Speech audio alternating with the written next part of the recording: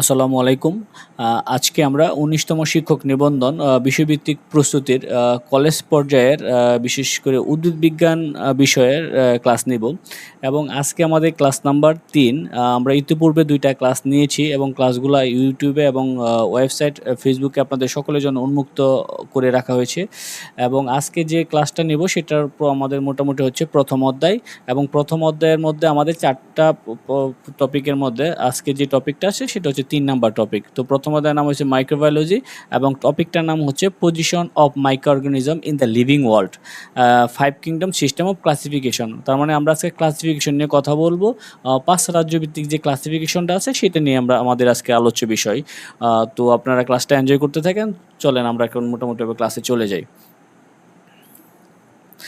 আমাদের আজকের যে ক্লাসটা আছে মোটামুটিভাবে যেটা নিয়ে আমরা কথা বলতেছিলাম সেটার একটু সারসংক্ষেপ যদি আমরা বলি এখানে। সারসংক্ষেপটা দেখেন এখানে যে আমাদের 5 কিংডম ক্লাসিফিকেশন আছে সেটা মোটামুটি আর.এস. হুইটেকার নামে একজন ভদ্রলোক ১৯৬৯ সালে সে এটাকে প্রস্তাব করেন এবং সে যে ক্লাসিফিকেশনটা দিয়েছেন সেটা মোটামুটি ৩টা বেসের উপর দিয়েছেন। সেটা হচ্ছে সেল স্ট্রাকচার মানে কোষের গঠন, মোড অফ নিউট্রিশন কোষের পুষ্টির উপরে এবং রিপ্রোডাকশন প্রজননের উপর ভিত্তি করে। তার এই 5 কিংডমের মধ্যে 5টা রাজ্যের নাম হচ্ছে, প্রথম রাজ্যের নাম হচ্ছে Monera, Protista, fungi, Plantae and Animalia. তো আমাদের আজকে আলোচ্য বিষয় হচ্ছে এই মোটামুটি 5টা এই কিংডমের বৈশিষ্ট্য উদাহরণ নিয়ে আমরা আলোচনা করব এবং 5টা রাজ্যের যে তুলনামূলক যে বৈশিষ্ট্যগুলো আছে সেটা নিয়ে আমরা আলোচনা করব এবং এই যে রাজ্যগুলো আছে এই রাজ্যগুলোর সাথে ফাইলোজেনেটিক যে রিলেশনশিপটা আছে মানে বিবর্তনের যে ধারাগুলা কিভাবে এখানে অ্যাপ্লাই করা হয়েছে এই ক্লাসিফিকেশনে, সেটাও আমাদের আজকের আলোচ্য বিষয়। তো আমাদের আজকের আলোচ্য বিষয়ের সাথে আমরা এখন সরাসরি আমাদের ক্লাসে চলে যাই। তো প্রথম যে বিষয়টা আসতেছে সেটা হচ্ছে আমাদের এই যে 5 রাজ্যটা আছে আমাদের এই 5 কিংডম ক্লাসিফিকেশনের ইতিহাসটা পড়ব। এটা কিভাবে আমাদের এখানে আসছে এবং কিভাবে এটা ধীরে ধীরে বিবর্তন ঘটে আজকে আমরা এই 5 কিংডম ক্লাসিফিকেশনটা পেলাম, সেই বিষয়টা আমাদের আজকে আলোচ্য বিষয়। তো শুরুতে যে কথাটা বলা হচ্ছে দেখেন যে 5 রাজ্যভিত্তিক ক্লাসিফিকেশন অথবা 5 কিংডম ক্লাসিফিকেশন হলো জীববিজ্ঞান ইতিহাসে জীবজগৎকে 5টি রাজ্যে বিভক্ত করার সবচেয়ে জনপ্রিয় এবং বৈজ্ঞানিক পদ্ধতি।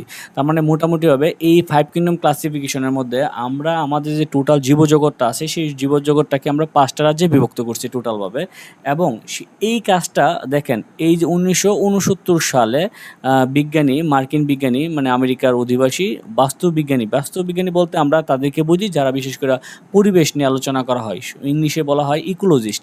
একজন ইকোলজিস্ট নাম হচ্ছে আর.এস. হুইটেকার। সে এই 5 কিংডম বিষয়টি প্রস্তাব করেন, মানে 5 রাজ্যভিত্তিক যে ক্লাসিফিকেশন আছে সেই বিষয়টা প্রস্তাব করেছে আর.এস. হুইটেকার। তো এই যে বিষয়টা আমাদের আছে এখানে মোটামুটি 5 কিংডমের ইতিহাসটা আমরা একটু পরে আলোচনা করব। এটি লিনিয়াস প্রচলিত দ্বিপদ পদ্ধতির সীমাবদ্ধতা দূর করে বিবর্তন ধারা মেনে, এই কথাটা দেখেন যে বিবর্তনের ধারা মেনে জীবজগতের পুষ্টি, কোষের গঠন এবং ফাইলোজেনেটিক সম্পর্ক উপর ভিত্তি করে এটি তৈরি করেন। মানে এই আর.এস. হুইটেকার সে প্রথম কী করছিল, এই যে কেউলাস লিনিয়াস যে আছে কেউলাস লিনিয়াসের দ্বিপদ পদ্ধতি মানে 2 রাজ্যভিত্তিক যে একটা ক্লাসিফিকেশন আছে আমাদের একটু পরে আসতেছে, সেটা সীমাবদ্ধতা দূর করে বিবর্তনের ধারা মেনে, বিবর্তনের ধারা বলতে এখানে আমরা বুঝতেছি যে আমাদের মানে বিবর্তনের সাথে যে সম্পর্কগুলো আছে একটা জীবের সাথে একটা রাজ্যের সাথে আরেকটা রাজ্যের, এই সম্পর্কগুলো মেনেই সেই ক্লাসিফিকেশনটা কি আমাদেরকে কি করেন দেন। এবং এই জায়গাটার মধ্যে আরেকটু বিষয় হচ্ছে আমরা যে ক্লাসিফিকেশনগুলো জানি সেই ক্লাসিফিকেশনটা মূলত আমাদের 3 ধরনের। একটা হচ্ছে প্রাকৃতিক, কৃত্রিম, আর একটা হচ্ছে কি আমাদের ফাইলোজেনেটিক। এই ক্লাসিফিকেশনটার মধ্যে এটা হচ্ছে ফাইলোজেনেটিক। আর ফাইলোজেনেটিক যে ক্লাসিফিকেশনটা আছে সেটাকে বলা হয় মডার্ন ক্লাসিফিকেশন। তার মানে এই যে আমরা ক্লাসিফিকেশনটা পড়বো সেটা অনেকটা আমাদের আধুনিক মানে ক্লাসিফিকেশন।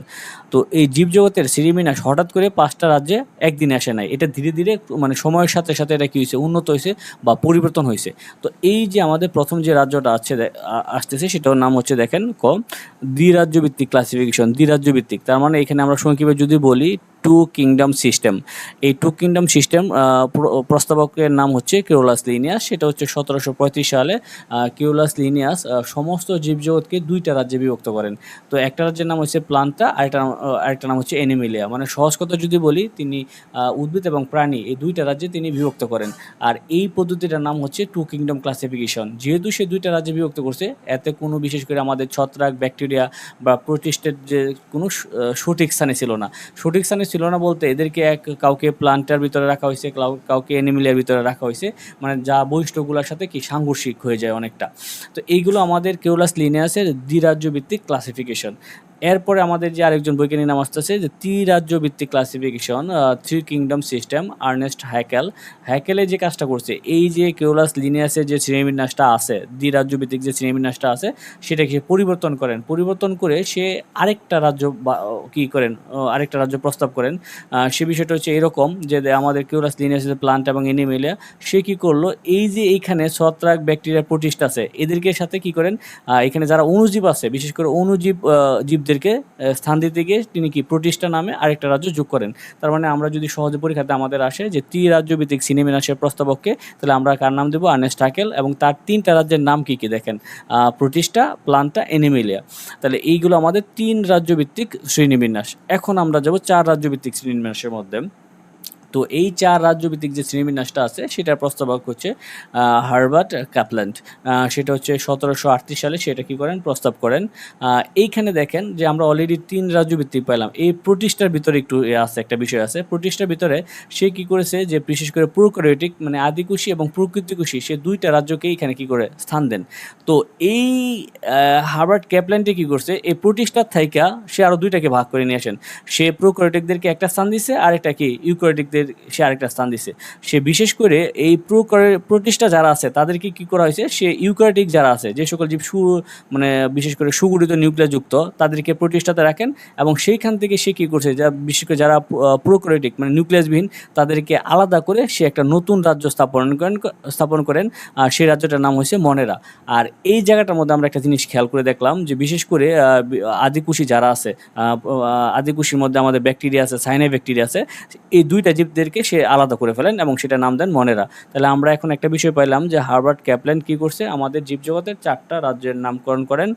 4 রাজ্যভিত্তিক 4টা রাজ্যের নাম হচ্ছে মনেরা, প্রোটিস্টা, তারপর হচ্ছে আমাদের প্লান্টি এবং এনিমেলিয়া। এখন আমাদের একটা রাজ্য বাকি আছে। দেখেন, এই 5 রাজ্যভিত্তিক শ্রেণীবিন্যাসের মধ্যে 5 কিংডম ক্লাসিফিকেশনের প্রস্তাব হয়েছে আর এস হুইটেকার 1969 সালে, যখন আমাদের বাংলাদেশে কী হয়, 1969 গণ অভ্যুত্থান চলে, আমাদের দেশে 69 গণ অভ্যুত্থান হয়, আর ওইখানে আর এস হুইটেকার কি একটা বিশাল বড় আবিষ্কার করে ফেলে। তো সে কী করছে দেখেন, এই যে ছত্রাক আছে, এই ছত্রাকটা এতদিন পর্যন্ত এই 4 রাজ্যভিত্তিক শ্রেণীবিন্যাস পর্যন্ত ছত্রাককে মোটামুটিভাবে রাখা হয়েছিল কার সাথে, উদ্ভিদের সাথে, প্লান্টির সাথে। সেইখান থেকে সে ফানজাইটাকে কী করেন, আলাদা করেন এবং একটা নতুন রাজ্য যোগ করেন। তাহলে কেন যোগ করেন, কারণ এইখানে এই ফানজাইয়ের যে বৈশিষ্ট্যগুলো আছে, সেই বৈশিষ্ট্যগুলো উদ্ভিদের সাথে মিলে না। কেন মিলে না, আমরা জানি যে ছত্রাক সাধারণত সালোক সংশ্লেষণ করতে পারে না, আর প্লান্টের মধ্যে যারা আছে প্রত্যেকেই কী করতে পারে, সালোক সংশ্লেষণ করতে পারে। এইগুলো আমাদের মোটামুটিভাবে 5টা রাজ্য। এখন তাহলে আমরা সর্বশেষ যদি সামারি করি, তাহলে সামারির মধ্যে আমরা একটা জিনিস দেখতে পাই, আর এই হুইটেকারের যে 5টা রাজ্য আছে, এই 5টা রাজ্যের নাম হলো Monera, Protista, fungi, Plantae and Animalia. এইগুলো আমাদের মোটামুটিভাবে 5 রাজ্যভিত্তিক শ্রেণীবিন্যাসের যে একটা ইতিহাস আছে বা বিবর্তন আছে বা ক্রমবিকাশ আছে, সেটা নিয়ে এই আলোচনাটা হলো। এরপরে আমাদের যে বিষয়টা আসতেছে, দেখেন এই 5 রাজ্যভিত্তিক যে শ্রেণীবিন্যাসের যে প্রস্তাবক আছে, তাহলে একটু প্রস্তাবক সম্পর্কে আমাদের জানা দরকার। তো এই প্রস্তাবকটার মধ্যে দেখেন, এই যে একটা সুন্দর আমরা একটা ছবি দিলাম, এই ছবিটার নামই হয়েছে আমাদের আর এস হুইটেকারের ছবি। তো এই জায়গাটার মধ্যে আমরা এতক্ষণ খালি আর এস বলতেছিলাম, হুইটেকার বলতেছিলাম, তাহলে আর এস এর পূর্ণরূপটা কী আসে সেটা আমরা একটু দেখি। রবার্ট হার্ডিনিং হুইটেকার ছিলেন একজন বিখ্যাত আমেরিকান উদ্ভিদ বাস্তুবিদ, বা যাকে আমরা ইকোলজিস্ট বলি, যেটা আমি একটু আগে আলোচনা করে এসেছি, এবং তিনি জীববিজ্ঞানের বিশেষ করে জীববৈচিত্র্য বা শ্রেণীবিন্যাসের অসামান্য অবদান রেখেছেন। এরপরে দেখেন তার অবদানগুলো কি, তার অবদান অলরেডি আমরা পড়ে ফেলেছি। কেমন পড়ে ফেলেছি দেখেন, প্রধান অবদানগুলো কী কী আছে। 5 রাজ্যভিত্তিক শ্রেণীবিন্যাস, সেটা কত সালে, 1969 সালে তিনি জীবজগৎকে 5টা রাজ্যে বিভক্ত করেন, যেটাকে আমরা 5 কিংডম ক্লাসিফিকেশন বলি। এবং 5টা রাজ্যের নাম দেখেন, যে মনেরা, বিশেষ করে কাদেরকে মনেরা বলা হয়, প্রোক্যারিওটিক যারা আছে, বিশেষ করে আদিকোষী, ব্যাকটেরিয়া, সাইনোব্যাকটেরিয়া, আর হচ্ছে মনের রাজ্য অন্তর্গত। এরপর আছে প্রোটিস্টা, তারপরে আছে ফানজি, তারপরে আছে প্লান্টি, তারপরে আছে এনিমেলিয়া। এই টোটাল হলো আমাদের আর এস হুইটেকারের 5 কিংডম, মানে 5 রাজ্যভিত্তিক ক্লাসিফিকেশন যেটা আছে। তাছাড়াও তার কী ছিল, ইকোলজি নিয়ে বেশ কিছু কাজ ছিল, বিশেষ করে উদ্ভিদ সম্প্রদায়ের বিশ্লেষণ বা বাস্তুতন্ত্রের উৎপাদনশীলতা গবেষণা আর জন্য সে কাজ করেছেন।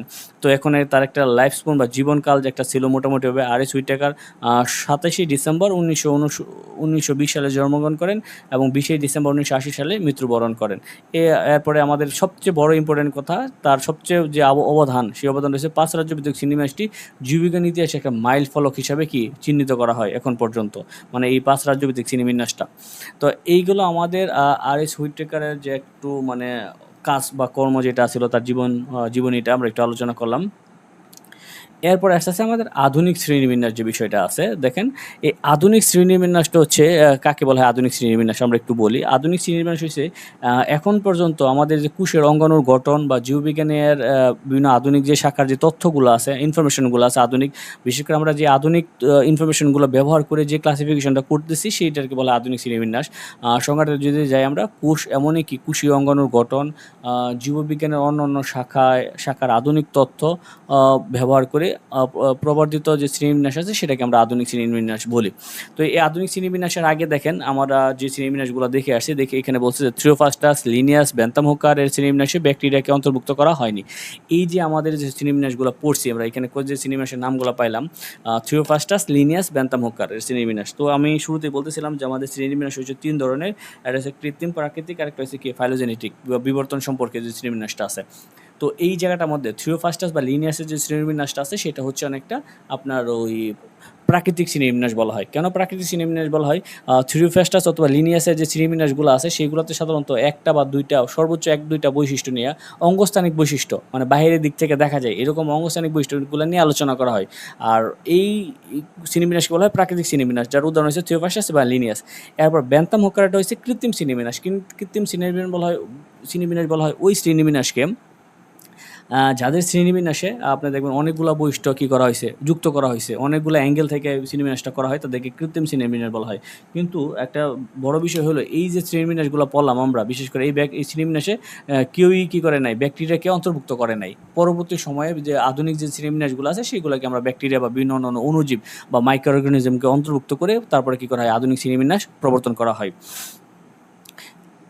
এরপরে দেখেন এই কথা আমরা অলরেডি পড়ে আসছি যে 1969 সালে আমেরিকা বিজ্ঞানী আর.এস. হুইটেকার 5 কিংডম শ্রেণীবিন্যাস পদ্ধতি প্রবর্তন করেন। তিনি সব কোষীয় জীবকে মনেরা, প্রোটিস্টা, প্লান্তি, অ্যানিমেলিয়া এই 5টা কিংডমে কী করেন, বিভক্ত করেন। কে বিভক্ত করেছিল এটা আমরা পড়ে ফেলছি অলরেডি। এরপরে দেখেন এই যে আর.এস. হুইটেকারের পরেও এই শ্রেণীবিন্যাসটাকে কী করা হয়েছে, মডারেট করা হয়েছে বা আধুনিকরণ করা হয়েছে। এই আধুনিকরণটা করছে যে ডক্টর লিন মার্গুলিস নামে একজন ভদ্রলোক কী করছে, এই হুইটেকারের শ্রেণীবিন্যাস যেটা ছিল সেটা পরিবর্তন ঘটান এবং সম্পূর্ণ নতুন আঙ্গিকে কী করেন, বিশদ বিবরণ উপস্থাপন করেন। সে কিছুই করে নাই, সে যে কাজটা করছে সেটা হচ্ছে এই যে তার 5 রাজ্যভিত্তিক যে ক্লাসিফিকেশনটা আছে সেটাকে সে কী করছে, 2টা সুপার কিংডমে প্রথম বিভক্ত করেন। আর এই সুপার কিংডমের অধীনেই সে কী করেন, 5টা রাজ্যকে স্থাপন করেন। এই যে আমরা একটু যদি এই চার্টটা দেখি, এই চার্টের মধ্যে মোটামুটিভাবে সব কিছু বলা আছে। দেখেন এই যে জীবজগৎকে সে 2টা সুপার কিংডমে বিভক্ত করেন, একটা হচ্ছে প্রোক্যারিওটিক আর একটা হচ্ছে কি ইউক্যারিওটিক। প্রোক্যারিওটিক মানে সহজ যদি বাংলা কথায় বলি এটা হচ্ছে আদিকুশি, এটা হচ্ছে কি প্রকৃত কুশি।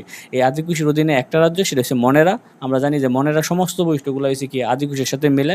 আর আমাদের আরেকটা যেটা আছে প্রকৃত কুশি বা ইউক্যারিওটিক, এই ইউক্যারিওটিক অধীনে আছে আমাদের 4টা রাজ্য, প্রোটিস্টা, ফানজাই, প্লান্তি, অ্যানিমেলিয়া। তো এইগুলো আমাদের মোটামুটিভাবে ওই ডক্টর লিন মার্গুলিসের ক্লাসিফিকেশন। তো আমরা যেহেতু আধুনিক আছে আমরা লিন মার্গুলিসের ক্লাসিফিকেশন ধরে একটু আলোচনা করি। তো প্রথমে যে কথাটা বলা হচ্ছে যে লিভিং ওয়ার্ল্ড অথবা জীবজগৎ। তো এই জীবজগৎকে আমরা 2টা সুপার কিংডমে ভাগ করলাম, সুপার কিংডম 1 আর একটা সুপার কিংডম 2। তো সুপার কিংডম 1-এর অধীনে হচ্ছে আমাদের প্রোক্যারিওটিকা, আর এই সুপার কিংডম 1-এর অধীনে আমাদের একটা কিংডম আছে বা একটা রাজ্য আছে, সেটার নাম হচ্ছে মনেরা।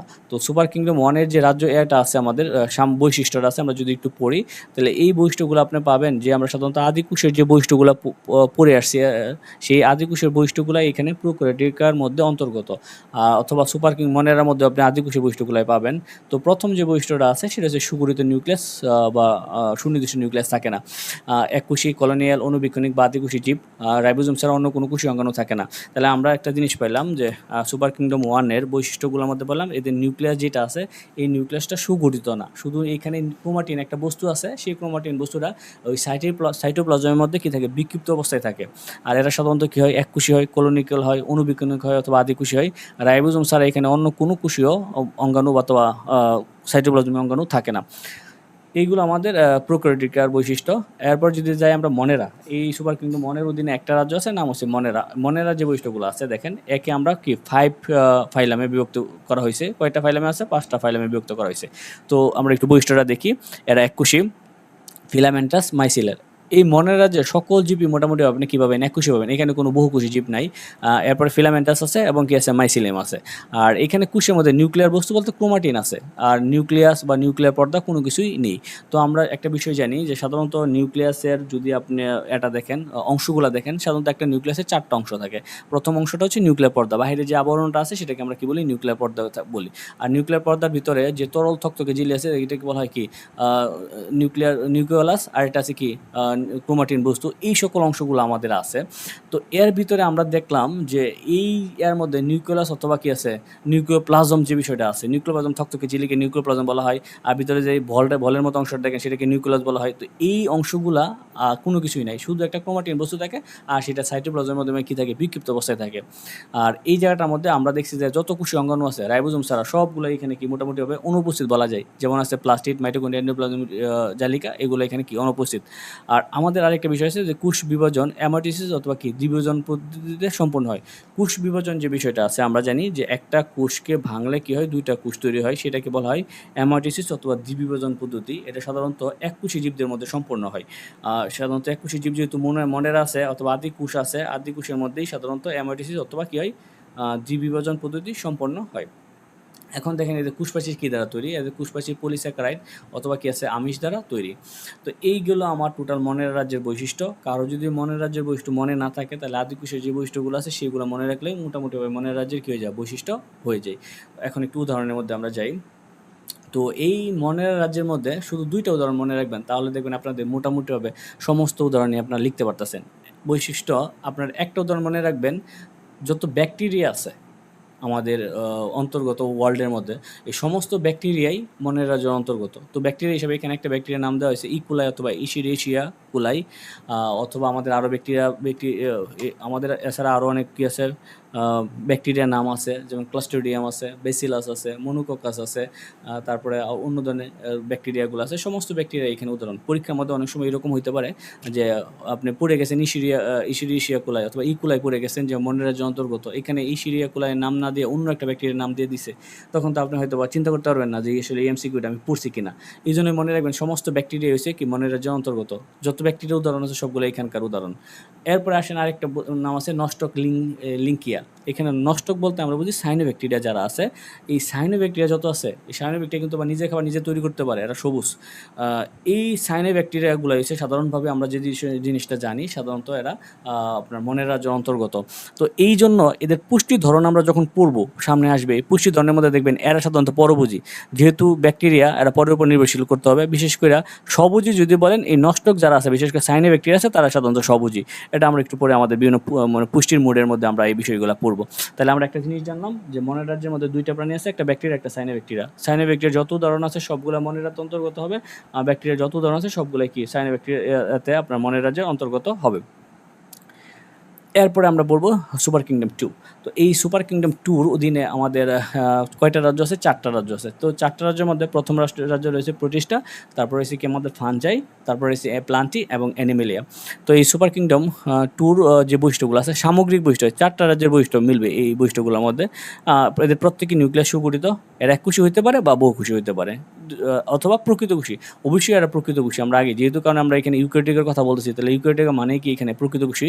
এরপর আছে বিভিন্ন ধরনের সাইটোপ্লাজমীয় অঙ্গাণু কি বিদ্যমান, বিভিন্ন ধরনের সাইটোপ্লাজমীয় অঙ্গাণু, তার মানে এখানে যত সাইটোপ্লাজমীয় অঙ্গাণু আছে, ক্লোরোপ্লাস্ট, মাইটোকন্ড্রিয়া, নিউক্লিয়াস, মানে তারপরে আছে মানে গলজি বডি, এই সবগুলো এখানে কি উপস্থিত পাবেন। আর আমাদের প্রোক্যারিওটিক যেটা আছেন বা আমরা একটু আগে যেটা পড়ে আসছি, সেখানে শুধু রাইবোজোম ছিল, আর কোনো কোষীয় অঙ্গাণু ছিল না।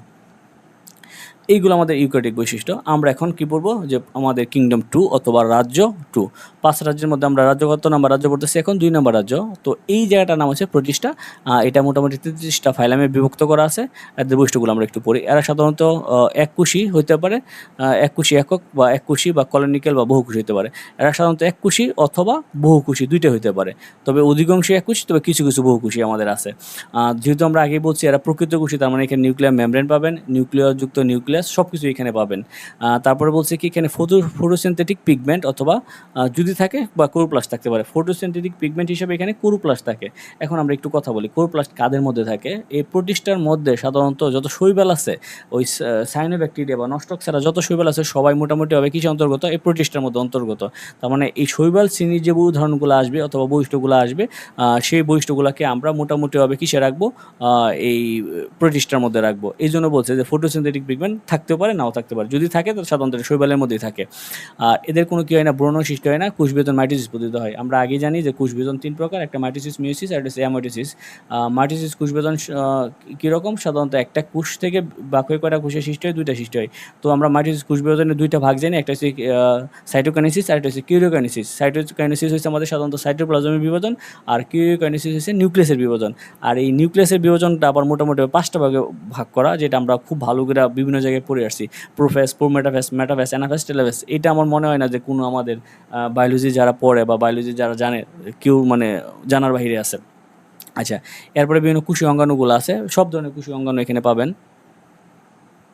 তারপরে আছে আমাদের কি আছে এখানে, অধিকাংশই কী হয় সাধারণত জলজ। মানে এই যে এই কিংডম রাজ্য 2টা আছে, এই রাজ্যটা আমরা মোটামুটি দেখলাম এরা অধিকাংশ কোথায় এদেরকে পাওয়া যায়, জলের মধ্যে পাওয়া যায়। এখানে উদাহরণ দিলাম আমরা কি অ্যামিভা, তারপরে কি আছে আমাদের স্পাইরোগেরা। তো আমি আগেই বলছিলাম যে স্পাইরোগেরা না, এখানে যত শৈবাল আছে সবাই এখানে অন্তর্গত, বিশেষ করে সাইনোব্যাকটেরিয়াটা ছাড়া। আর অ্যামিভা আছে, প্যারামোসিয়াম আছে, আরও কতগুলো উদাহরণের বৈশিষ্ট্য আমাদের একটু পরে আসবে বিভিন্ন জায়গার মধ্যে। আমরা এখানে 2টা চিত্র দিয়ে দিলাম, মোটামুটি চিত্রটা একটু দেখবেন। এরপরে আমাদের যে বৈশিষ্ট্যটা আসতেছে সেটা হচ্ছে কিংডম ফাঞ্জাই। ফাঞ্জাইটা নিয়ে আমরা একটু কথা বলি। আমাদের রাজ্য এখন কত নাম্বার, আমরা রাজা রাজ্যতে যদি যাই, রাজা রাজ্য হিসেবে আমরা এখন 3 নাম্বার রাজ্য এখন পড়তেছি, রাজ্য 3 নাম্বার। তো এই রাজ্য 3 নাম্বারের মধ্যে আমাদের প্রথম আছে ফাঞ্জাই। ফাঞ্জাই সাধারণত 5টা ফাইলামে বিভক্ত। আমরা এখানে ফাইলামগুলো নিয়ে আলোচনা করি নাই, ফাইলাম নিয়ে আলোচনা করলে এটা আরও দীর্ঘ হবে, আরও বড় হবে। দেখেন এরা সাধারণত কী হয়, মৃতভোজী হয় অথবা পরভোজী হয়। অধিকাংশ বহুকোষী এবং স্থলজ হয়। সালোকসংশ্লেষণ বিশেষ করে রঞ্জক পদার্থ যেটা ক্লোরোফিল, এইখানে কোনো ক্লোরোফিল পদার্থ নাই। কোষপ্রাচীর কি দ্বারা নির্মিত, কাইটিন দ্বারা নির্মিত। হ্যাপ্লয়েড স্পোরের মাধ্যমে এরা বংশ বিস্তার করে। তাহলে এই জায়গা থেকে আমরা যদি যাই যে ছত্রাক কেন নিজের খাবার নিজে তৈরি করতে পারে না, কারণ ছত্রাকের মধ্যে আমাদের সালোকসংশ্লেষণকারী যে রঞ্জক পদার্থটা দরকার, বিশেষ করে ক্লোরোফিল, সেই ক্লোরোফিলটা এখানে নাই। কার মধ্যে নাই, ফাঞ্জাইয়ের মধ্যে নাই। যেহেতু ফাঞ্জাইয়ের মধ্যে এটা নাই, তাহলে সেই হিসাবে সে কী হবে, সাধারণত মৃতজীবী অথবা কী হয়, পরভোজী হয়। আর এরা ম্যাক্সিমামই বহুকোষী, এখানে এককোষী নাই, অধিকাংশ আছে, উদাহরণ খুবই কম, তবে অধিকাংশই ম্যাক্সিমাম যে প্রজাতিগুলো আছে ফাঞ্জাইয়ের সবাই বহুকোষী। আর এরা বসবাস করে কোথায়, স্থলজ। আমরা প্রোটিস্টার মধ্যে বলছিলাম এটা জলজ। এরপরে আমাদের সবচেয়ে গুরুত্বপূর্ণ আরেকটা প্রশ্ন, যেটা পরীক্ষার মধ্যে সবচেয়ে বেশি পরিমাণে থাকে, সেটা হচ্ছে কোষপ্রাচীর কী দ্বারা নির্মিত, কাইটিন নির্মিত। কাইটিন বিষয়টা কি, কাইটিনটা হচ্ছে আমাদের সাধারণত কোষের যে প্রাচীরটা আছে সেটা কাইটিন নির্মিত। এইখানে আমি একটা কথা সবসময় বলি যে আপনারা জীবন দশায় কোনো না কোনো পর্যায়ের মধ্যে এই ছত্রাকের কোষপ্রাচীর কী নির্মিত, কাইটিন নির্মিত, এটা আপনি কোনো না কোনো জায়গায় পড়ে আসছেন। যদি না পড়ে আসেন তাহলে দেখবেন এখন কোনো জায়গায় এমসিকিউ দেখাতে গেলে ওটা আসবে। এরপর হচ্ছে হ্যাপ্লয়েড স্পোরের মধ্যে এরা কী করে, বংশ বিস্তার করে। তো এইখানে আমি একটু বলি ছত্রাকগুলো আমরা কোন কোন জায়গায় দেখি। সাধারণত যদি আমরা একটা ঘরের মধ্যে একটা লেবু কেটে রাখি, তো লেবু কেটে রাখলে দেখবেন লেবুর উপরে মোটামুটিভাবে একটা কালো আস্তরণ পড়ে, সেই আস্তরণের ছত্রাক। অথবা আমরা কোনো একটা পাউরুটিকে যদি কেটে ফালায় রাখি বা কোনো জায়গার মধ্যে এর উপরে একটা কালো আস্তরণ পড়ে, সেটাও ছত্রাক। তো এইখানে আমরা 2টা ছত্রাকের নাম দিছি, একটা হচ্ছে পেনিসিলিয়াম আর একটা হচ্ছে কি অ্যাগারিকাস। পেনিসিলিয়ামের অ্যাগারিকাস 2টা ছত্রাকের নাম দেওয়া আছে। তো এইখানে দেখেন এই ছোটো একটা এমসিকিউ এখানে চলে আসছে, এটাও কিন্তু পরীক্ষাতে আসতে পারে। ইডিবল মাশরুম, যেটা খাইতে পারি আমরা মাশরুম, সেটার নাম হচ্ছে অ্যাগারিকাস। আমার যে উদাহরণটা দেওয়া আছে কম্পেস্টিস, এটা হচ্ছে কি ইডিবল, মানে আমরা এই ছত্রাকটাকে কী করতে পারি, খাইতে পারি, যেটা আমরা মাশরুম হিসেবে খাই। আর পেনিসিলিয়ামের তো অনেক গুরুত্বপূর্ণ, বিশেষ করে পেনিসিলিয়াম থেকে কী করা হয়েছে, অ্যান্টিবায়োটিক প্রস্তুত করা হয়, যেটা আমাদের ওষুধ বা চিকিৎসা বিজ্ঞানে ব্যাপক পরিসরে কী করা হয়, ব্যবহার করা হয়। এই প্ল্যানটি মনে হয় আমার আলোচনা না করলেও আপনারা পারবেন, কারণ কী কারণে বলতেছি, প্ল্যানটির প্রথম বিষয়টা হচ্ছে কি, এই প্ল্যানটি 9টা ফাইলেমে বিভক্ত। প্ল্যানটি হচ্ছে কি, আমাদের যত উদ্ভিদ আছে সমস্ত উদ্ভিদ, বিশেষ করে যারা সালোকসংশ্লেষণ করতে পারে উদ্ভিদ, তারা এখানে অন্তর্গত, বিশেষ করে শৈবালটা ছাড়া বাকি যে উদ্ভিদগুলো আছে। এরপরে দেখেন এখানে প্রথমে বলছে এরা বহুকোষী, অবশ্যই এরা বহুকোষী, এখানে কোনো এককোষী কেউ নাই, সবুজ উদ্ভিদ। যেহেতু সালোকসংশ্লেষণ করতে পারে, বিশেষ করে তাদের মধ্যে ক্লোরোপ্লাস্ট আছে, তার মানে তারা কীভাবে নিজে খাদ্য নিজে তৈরি করতে পারে। আর আমরা যে বৈশিষ্ট্যগুলো পড়ে আসছিলাম বিশেষ করে উদ্ভিদ কোষের, সেই বৈশিষ্ট্যগুলো এখানে আলোচনা করা হয়েছে। কোষপ্রাচীর সাধারণত সেলুলোজ নির্মিত, কোষে প্লাস্টিক তত বড় কোষ গহ্বর থাকে। এই কথাটাই পড়বেন, যখন প্রাণী কোষে পড়বেন এটা উল্টা হয়ে যাবে। বিশেষ করে প্রাণী কোষে কোষ প্লাস্টিড থাকে না, সাধারণত কোষ গহ্বর কি থাকে না, যদি থাকে তবে সেটা ছোটো আকৃতির, মানে প্রাণী কোষের মধ্যে সাধারণত কোষ গহ্বর আপনি পাবেন না, সেখানে থাকে ছোটো ছোটো ছোটো ছোটো আকৃতির আপনার কোষ গহ্বর থাকতেও পারে।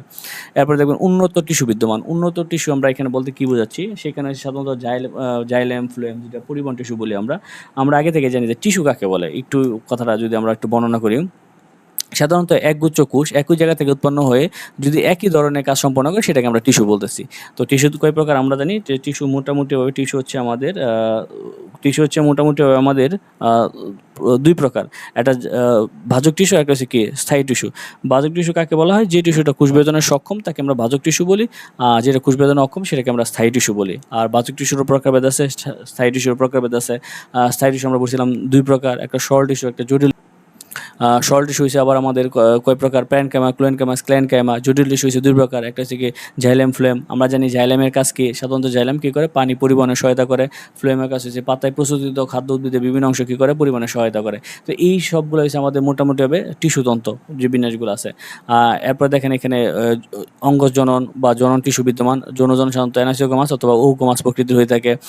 কোষ অসীম বৃদ্ধি সম্পন্ন, কারণ গাছ বাড়তে পারে, এটা গাছ উদ্ভিদ যারা আছে এদের বৃদ্ধিগুলো কি অসীম হয়, অনির্ধারিত দৈহিক আকারাকৃতি বিশিষ্ট হয়ে থাকে। আর এই প্লান্টটির অধীনেও মোটামুটিভাবে আমরা প্লান্টি রাজ্যটাকে দুইটা গ্রেডে ভাগ করছি আমরা, গ্রেড 1 আর এটা হচ্ছে গ্রেড 2। তো গ্রেড 1 হচ্ছে ব্রায়োফাইটা। ব্রায়োফাইটা তো আমরা সবাই চিনি, সেই বিষয়টা হচ্ছে এরকম, ব্রায়োফাইটা একটা ফাইলাম, 3টা ক্লাস আছে। আমি সহজ করে বলে দিই যে ব্রায়োফাইটা হচ্ছে সমস্ত মশ বর্গ যত উদ্ভিদগুলো আছে আমাদের, বিশেষ করে বিভিন্ন মশ যে আছে, মশ, এই মশগুলো হচ্ছে আমাদের ব্রায়োফাইটা। তো দেখেন এই মশের সাধারণত দেহগুলো গ্যামেটোফাইটিক হয়, স্পোরোফাইটিক না। এদের দেহে কোনো পরিবহন তন্ত্র নাই। পরিবহন তন্ত্র বলতে এখানে জাইলেম এবং ফ্লোয়েমের কথা বলা হয়েছে, এগুলো নাই। দেহ কাণ্ড এবং পাতায় বিভক্ত। এখানে একটা উদাহরণ দিয়েছে সিমিবারবিউলা, ঠিক আছে। তো সিমিবারবিউলা ওরিয়েন্টালিস, এই সিমিবারবিউলাই যেখানে একটা চিত্র আমরা দিয়ে দিলাম, দেখেন সিমিবারবিউলা। শুধু সিমিবারবিউলা না, যত রকমের মশ আছে সবাই এখানে অন্তর্গত হবে ব্রায়োফাইটার মধ্যে। এরপর যদি যাই আমরা গ্রেড 2-র মধ্যে, ওটার সাথে একটা পার্থক্য করা যায় মোটামুটি হবে অনেকটা। এদের দেহ স্পিরোফাইটিক, আর আমরা দেখছি বায়োফাইটার দেহ কী ছিল, গ্যামেটোফাইটিক। আর ট্র্যাকিওফাইটা, সরি আমরা একটু বলতে ভুলে গেছি, আমার 2 নাম্বার যে এটা আছে গ্রেড 2, সেটা হচ্ছে ট্র্যাকিওফাইটা। এদের 3টা ফাইলাম বিদ্যমান। আমরা একটু আগে পড়ে আসছি যে উদ্ভিদ দেহ সাধারণত কি গ্যামেটোফাইটিক হয়, এটা হবে স্পিরোফাইটিক। ওইখানে কী ছিল আমাদের বায়োফাইটার মধ্যে, সুগঠিত পরিবহন তন্ত্র ছিল, কি আসিল না, আসিল না। আর ট্র্যাকিওফাইটার মধ্যে সুগঠিত পরিবহন তন্ত্র আছে। এদের তো মূল কাণ্ড পাতায় কি বিভক্ত, যেমন এখানে আমরা উদাহরণ দিচ্ছি কি আর্টোকার্পাস, হেটারোফাইলাস, তারপরে হচ্ছে টেরিস, লঞ্জিফোলিয়া। তো এখানে আর্টোকার্পাস, হেটারোফাইলাস, এখানে মানে সহজ কথা যদি আমি আপনাকে বলি, এই ট্রাকিওফাইটার মধ্যে কাকে কাকে পাবেন, এখানে পাবেন আপনারা ফার্ন, যা আছে আমাদের ফার্ন, এই ফার্ন পাবেন। তারপরে পাবেন ফার্নের পরে পাবেন বিশেষ করে আমাদের কি আছে, নগ্নবীজি, নগ্নবীজি। তারপরে কি আছে আমাদের আবৃতবীজি, বিশেষ করে ফার্ন, অ্যাঞ্জিওস্পার্ম, জিমনোস্পার্ম, সবগুলো এখানে মোটামুটিভাবে অন্তর্গত। এরপরে আমরা যে বিষয়টা পড়বো সেটা হচ্ছে এনিমেলিয়া কিংডম। তো এনিমেলিয়া কিংডমটা নিয়েও খুব বেশি বলার কিছুই নাই, এটা আপনারা মোটামুটিভাবে জানেন যে এটা 32টা ফাইলামে বিভক্ত। এখানে বৈশিষ্ট্যগুলো পাবেন, কাদের বৈশিষ্ট্য, আমাদের যত প্রাণী আছে তাদের বৈশিষ্ট্যগুলো এখানে আছে। তো প্রথম বৈশিষ্ট্য হচ্ছে কি, এরা কী হয়, বহুকুশী, ভিন্ন ভুজি স্বভাবের হয় সাধারণত। এদের কোষে কি কোষ প্রাচীর, প্লাস্টিড, কোষগহ্বর নাই, সাধারণত এগুলো থাকে না। প্রাণী কোষের মধ্যে আমরা খুব ভালো করে জানি যে এখানে কোষ প্রাচীর বা প্লাস্টিড বা কোষগহ্বর থাকে না। প্রথমত যৌনজন পদ্ধতিতে কী করে, এরা বংশবিস্তার করে। ভ্রূণ বিকাশকালে টিস্যুর অভিপ্রায়ণ বা মাইগ্রেশন বা পুনর্বিন্যাস ঘটতে পারে। তো এই যে ভিন্নভাষী স্বভাবটা মানে কি, কারণ দেখেন এক একজনের খাবার এক এক ধরনের, ফুড হ্যাবিট এক এক রকমের, এটাই বলা হচ্ছে এখানে। আর এখানে উদাহরণ হচ্ছে হোমোসেপিয়েন্স, তারপরে কি যে ডোট্রোফিনাস, মেলানোস্টিকটাস। তো এই বিষয়গুলো হচ্ছে এটা কোনো ব্যাঙের বৈজ্ঞানিক নাম। আর হোমোসেপিয়েন্সের কথা কি, এটা স্কুল পর্যায়ে আপনারা এতটুকু মুখস্থ করছেন যে বৈজ্ঞানিক নাম বলতেই মানুষের বৈজ্ঞানিক নাম কি, হোমোসেপিয়েন্স। এটা কিন্তু আপনার জিজ্ঞেস করতে পারে, এটা একটা ভাইভাতে খুব একটা ইম্পর্টেন্ট একটা কোশ্চেন। আপনি ভাইভা দিতে গেছেন, জিজ্ঞেস করে ফেলবে যে মানুষের বৈজ্ঞানিক নাম কি, এবং এটা পারা উচিত, মানে কি এটা পারতে হবে। এটা যদি আপনি না পারেন তাহলে মোটামুটি বোঝা যাবে যে কি আপনার বায়োলজির কোনো কিছুই পড়ে যান নাই। এই জন্য বলতেছে যে মানুষের বৈজ্ঞানিক আমরা অ্যাটলিস্ট মুখস্থ করে যেতে হবে। আরও কিছু বৈজ্ঞানিক নাম আছে, আমাদের জাতীয় যত যা কিছু আছে সবার বৈজ্ঞানিক নাম মুখস্থ করে যাবেন। জাতীয় পাখি, জাতীয় ফল, জাতীয় পশু, সবার নামগুলোই মুখস্থ করে যেতে হবে। আচ্ছা, এরপরে আমরা যাব এখানে মোটামুটি হবে পাঁচ রাজ্যের শ্রেণীবিন্যাসের প্রধান পার্থক্যগুলো কী কী, এখানে আমরা যদি একটু পার্থক্য আকারে পড়ি তাহলে দেখবেন সহজে আপনাদের মনে থাকবে এটা মোটামুটি। এতক্ষণ তো আমরা পাঁচটা রাজ্য পড়ে আসছি বিভিন্নভাবে। তো এইখানে পার্থক্যগুলোর মধ্যে আমাদের দেখেন, প্রথম মনেরা, তারপর প্রতিষ্ঠা, ফানজাই, প্লান্টি এবং এনে মিলে আমরা পর্যায়ক্রমে রাখছি এখানে। তো প্রথম যে বৈশিষ্ট্যটা আছে সেটা হচ্ছে কুশের ধরন। এই কুশের ধরনটার মধ্যে দেখেন, প্রথম যে মনেরা আছে তারা সাধারণত প্রোক্যারিওটিক হয়। প্রোক্যারিওটিক মানে তারা সাধারণত আদি নিউক্লিয়াস যুক্ত। এরপর থেকে বাকি যে আমার চারটা রাজ্য অথবা চারটা কিংডম আছে, এই চারটা কিংডমের মধ্যে আমরা দেখতেছি তারা হচ্ছে সাধারণত ইউক্যারিওটিক বা সুনির্দিষ্ট নিউক্লিয়াস যুক্ত। তার মানে এটাও ইউক্যারিওটিক বা সুনির্দিষ্ট নিউক্লিয়াস যুক্ত, এটাও ইউক্যারিওটিক, এটাও ইউক্যারিওটিক, এটাও ইউক্যারিওটিক। তার মানে আমাদের বাকি চারটা পড়া দরকার নেই, একটা বইটা বাকিগুলো বললে মনে রাখলে হবে। এরপর যদি যাই আমরা কুশের সংখ্যা, কুশের সংখ্যা মানে এটা এককুশি না বহুকুশি।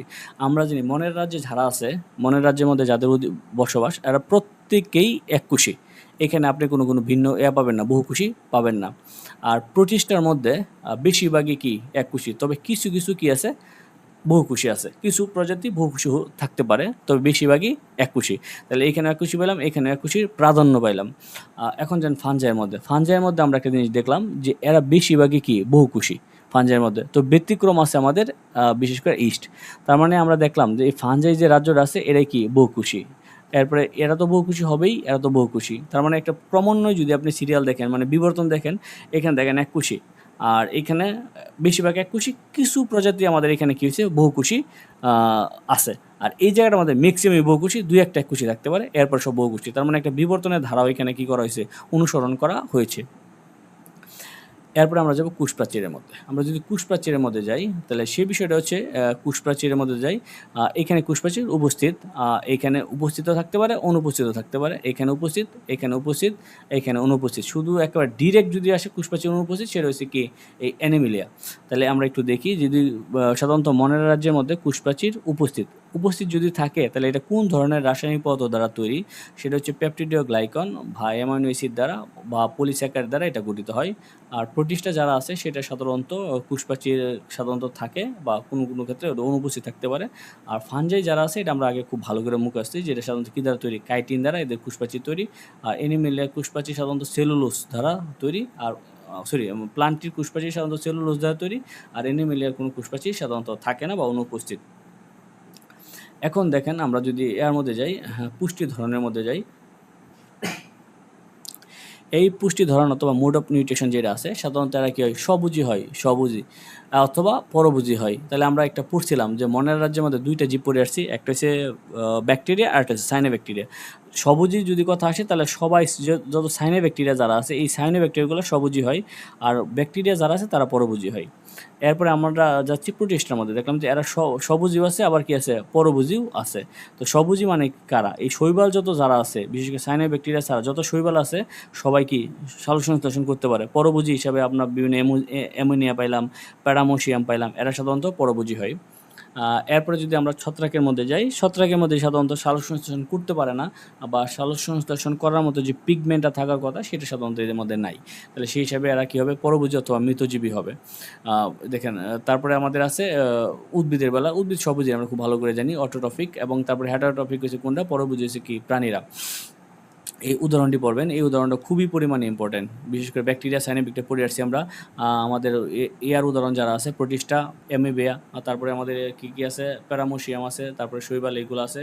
তারপরে আমাদের ফানজাইয়ের উদাহরণ হচ্ছে কি মাশরুম, ইস্ট, সাচিডা, তারপরে বিভিন্ন প্রকার কী কী আছে আমাদের, বিভিন্ন প্রকার উদ্ভিদ আছে, বিভিন্ন প্রকার প্রাণী আছে। এগুলো একটু পড়লে আপনার মোটামুটি ক্লিয়ার হয়ে যাবে। তো এই চারটা একটু পড়লে মোটামুটি আপনার বেসিকটা ক্লিয়ার হয়ে যাবে। এই জন্য বেশিরভাগ বইগুলোতে বেশি করে দেখবেন পার্থক্য আকারে পড়তে বলা হয়। আমি এটা সবসময় স্টুডেন্টদেরকে সাজেস্ট করি পার্থক্য আকারে পড়ার জন্য, কারণ পার্থক্য আকারে পড়লে এটা আপনাদের পড়াটা অনেক দিন স্থায়ী হয় বা দীর্ঘস্থায়ী হয়। এরপর আমাদের লাস্ট একটা টপিক আছে, আমরা এই যে ক্লাসিফিকেশনটা এতক্ষণ ধরে আমরা পড়লাম বা ভগভগ করলাম, এইটার সাথে ফাইলোজেনেটিক কী সম্পর্ক আছে, মানে বিবর্তনের কী সম্পর্ক আছে, অথবা বিবর্তনের ধারা কীভাবে এই ক্লাসিফিকেশনের মধ্যে প্রয়োগ করা হয়েছে সে বিষয়টা এখানে আছে আমাদের।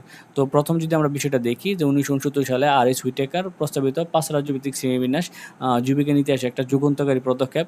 এটা শুধু বাহ্যিক বৈশিষ্ট্যের উপর ভিত্তি করে তৈরি হয়নি, এটা আমাদের বিবর্তনের ধারা অনুসরণ করা হয়েছে। আমরা আগেই বলছি যে কিছু কিছু আগের যে আমাদের ক্লাসিফিকেশনগুলো ছিল সেগুলো বাহ্যিক বৈশিষ্ট্যের উপর ভিত্তি করে ক্লাসিফিকেশন করা হতো, বিশেষ করে প্রাকৃতিক অথবা কৃত্রিম। কিন্তু আমাদের বিবর্তনের ধারা অনুসরণ করে যেটা, সেটা হচ্ছে যে এটা অনুসরণ করে সেটা হচ্ছে ফাইলোজেনেটিক রিলেশনশিপটা অনুসরণ করে। কীভাবে অনুসরণ করছে আমরা একটু সেটার মধ্যে যাই। তো প্রথম যে বিষয়টা দেখেন সেটা হচ্ছে বিবর্তন ধারার প্রতিফলন অথবা ইভলিউশনারি লিঙ্কেজ। তাহলে এইখানে বলছে যে হুইটেকারের শ্রেণীবিন্যাসে সরল থেকে জটিল জীবের বিবর্তন ধারা অনুসরণ করে তৈরি করা হয়েছে। তার মানে কি, প্রথম সরল জীব আসছে, তারপর জটিল জীব। সাধারণত পৃথিবীর মধ্যে যদি আপনি বিবর্তন দেখেন তাহলে প্রথম অরিজিন হিসেবে সরল জীব আসে পৃথিবীতে, এরপরে ধীরে ধীরে জটিল জীব আসে। তাহলে আমরা দেখলাম যে এই হুইটেকার শ্রেণীবিন্যাসের মধ্যে মনেরা যারা আছে তারা আদিম অথবা এককোষী প্রোক্যারিওটিক জীব নিয়ে গঠিত, আর বিবর্তনের ধারায় এরা সবার আগে শুরুতে পৃথিবীতে আসছিল। তার মানে কি, প্রথম কথা হচ্ছে মনেরা আদিম, আর এরা হচ্ছে এককোষী প্রোক্যারিওটিক, মানে নিউক্লিয়াসবিহীন, মানে নিউক্লিয়াস সুনির্দিষ্ট নিউক্লিয়াস থাকে না। এখানে নিউক্লিয়াসবিহীন বলা যাবে না, সুনির্দিষ্ট নিউক্লিয়াস সাধারণত থাকে না। আচ্ছা, এরা পৃথিবীতে সবার আগে আসছে। এরপরে দেখেন এই যে প্রোটিস্টাটা আছে, এর একটু খেয়াল করেন, এই প্রোটিস্টাটা মনেরা থেকে বিবর্ধিত হয়ে এককোষী ইউক্যারিওটিক। দেখেন এই এককোষী মিলছে, কিন্তু এটা ছিল প্রোক্যারিওটিক, এটা হচ্ছে ইউক্যারিওটিক। তার মানে সুনির্দিষ্ট নিউক্লিয়াস আছে, কিন্তু সে এই যে এককোষী বৈশিষ্ট্যটা বজায় রাখছে। তার মানে আমরা বলতে পারি এইখান থেকে এই ধারার উৎপত্তি হয়েছে। আর এটাকে বলা হয়, প্রোটিস্টাটাকে বলা হয় এই যে আমাদের কি আছে, প্রোক্যারিওটিক আছে, আর আমাদের আধুনিক যে জীবগুলো আছে তারা সবাই বহুকোষী ইউক্যারিওটিক সাধারণত। তাহলে এই প্রোক্যারিওটিক এবং আধুনিক জীব যারা আছে, এই বহুকোষী ইউক্যারিওটিকের মধ্যবর্তী জীব হয়েছে কারা, প্রোটিস্টা। আচ্ছা, এরপরে আমাদের ছত্রাক প্লান্টি অ্যানিমেলিয়া। এই প্রোটিস্টা থেকে ধীরে ধীরে বিবর্তনের মাধ্যমে জটিল কী হয়, বহুকোষী জীবের উৎপত্তি হয়, এবং ধীরে ধীরে আমাদের প্লান্টি অ্যানিমেলিয়া জীবের উৎপত্তি লাভ করে।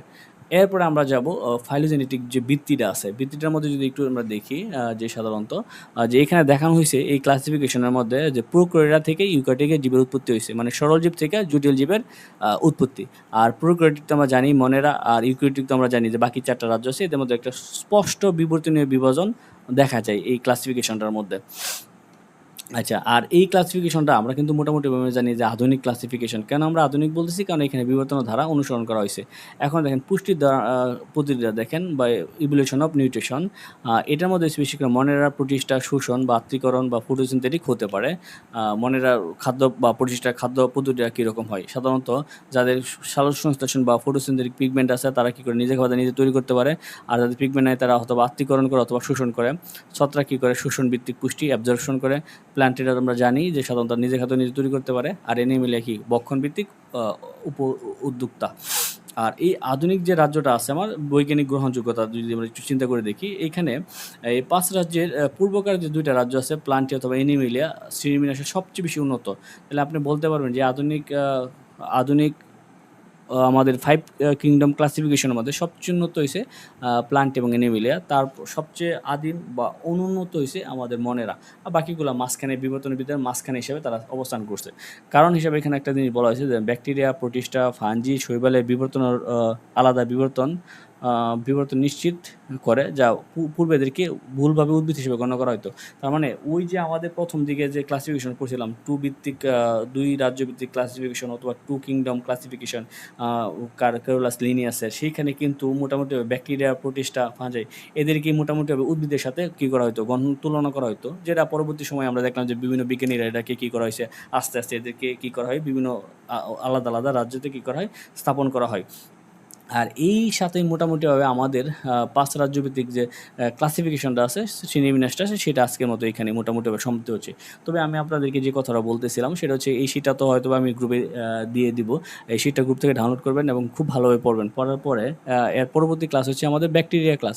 তো এই ব্যাকটেরিয়া ক্লাসটা করে এই 2টা মিলে আমাদের একটা পরীক্ষা হবে, এবং এটা আমাদের ওয়েবসাইটে সেলফ স্টাডির মধ্যে মোটামুটিভাবে 300 এমসিকিউ এখানে ইনপুট করা আছে, এবং এটা আমি পাবলিকলি রেখে দিছি। এটা এখনও পেড গ্রুপে পেড করি নাই। তো পাবলিকলি আপনারা যারা পরীক্ষা দিতে চান, যেহেতু ফ্রি কন্টেন্ট চলতেছে, সেখান থেকে আপনারা পরীক্ষা দিতে পারবেন, এবং সেখান থেকে এই এমসিকিউগুলো প্র্যাকটিস করতে পারবেন। এই এমসিকিউগুলো প্র্যাকটিস করলে সেটা পড়ার পরে আশা করি আর বাইরে আর কোনো কিছু ঘাটতি হবে না। তো আজকের মতো এখানে বিদায় নিচ্ছি। প্রত্যেকে ভালো থাকবেন, এবং নেক্সট আমাদের স্কুল পর্যায়ে ক্লাসটা আছে, বিশেষ করে কুশি অঙ্গাণুর উপরে, সেটা আপনারা একটু দেখবেন, সেটাও ফ্রি কন্টেন্ট দিয়ে থাকবে। এবং আমাদের উদ্ভিদ বিজ্ঞানের মধ্যে বিশেষ করে আমাদের কলেজ পর্যায়ে যেটা আছে, সেটা ব্যাকটেরিয়া ক্লাসটা উন্মুক্ত রাখবো। তো প্রত্যেকে দেখার আমন্ত্রণ জানিয়ে আজকে আমরা এখানে বিদায় নিচ্ছি। ওকে, প্রত্যেকে ভালো থাকবেন।